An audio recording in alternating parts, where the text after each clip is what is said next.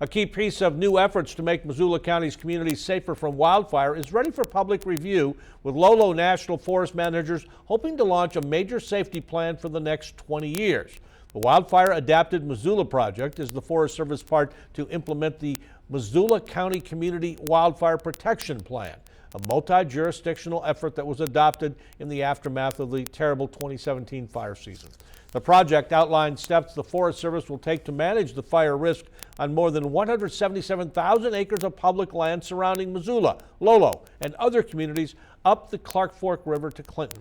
Project manager Sarah Rouse says the concept is to use steps like thinning, prescribed burns, vegetation management, and other managers to reduce hazards. There's nothing that we can do where we can eliminate that risk completely, of course, but the goal again is to reduce that risk to communities, and then hopefully, we're working together again across that cross boundary, working with private landowners, working with communities, and everyone sort of all hands on deck to be able to minimize that risk to communities as much as possible.